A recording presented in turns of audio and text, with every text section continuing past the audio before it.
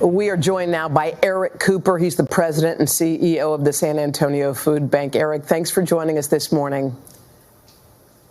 Thank you, Hoda. Well, I have to tell you, Eric, we showed those images in that parking lot of your food bank of thousands. We thought it was 6,000 cars, and now it's more like 10,000.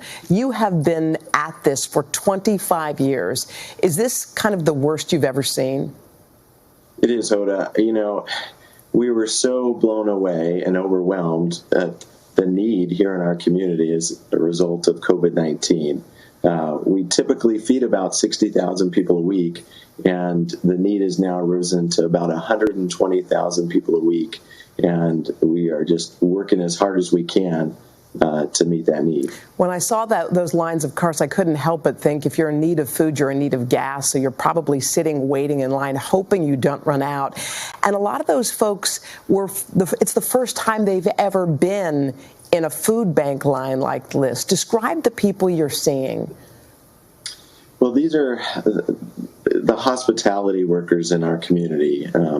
Many of them are coming from our hotels. Many are taxi drivers or Uber drivers. Many were impacted because their place of employment shut down and their last paycheck ran out and there's just nowhere else to go. And they know the food bank maybe from volunteering, but they've never had to ask for help. This is the case with food banks across the country. You know, we are one of 200 food banks that are a part of the Feeding America Food Bank Network, and all of my peers in other cities are struggling to have enough food to meet the need of that line, and it's just been overwhelming. Well, it's so personal because I'm watching your volunteers and you go up to each car and talk to the people. What are you hearing from people in those cars, Eric?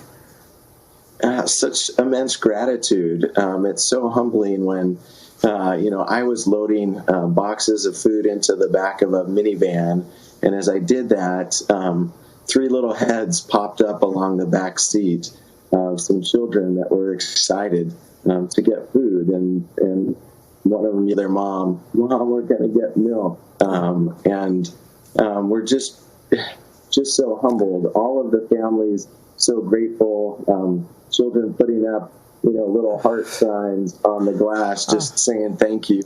We were so worried because they had been out there so long, but moms were saying, no, we brought snacks. We knew it would be a long wait. People lined up hours and hours before the distribution just to get ready. So it was so humbling. Eric, I think one of the things we want to make sure is you have enough food to feed people.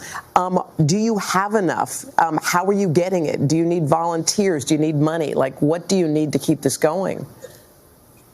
We really need all three. I mean, again, all food banks are struggling to keep up. Our inventories are going fast, and so the best can help is to make a financial contribution. The volunteers have really been amazing. We are in need of more volunteers. Knowing that they're, working on the front line, putting themselves at risk has been humbling to see, but they want to make a difference. And so I would just challenge anyone that's watching to reach out to their local food bank, to volunteer, to make a monetary contribution.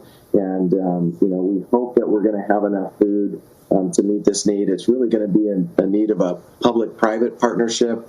We hope that the federal government and state governments lean in on this crisis. Yeah, you're going to need federal and state help and just everyday folks. Eric, we can't thank you enough for the work you're doing. Those lines look really daunting, but I still see smiles on the faces of your volunteers and of you, so thanks for all you do. Thank you, Hoda.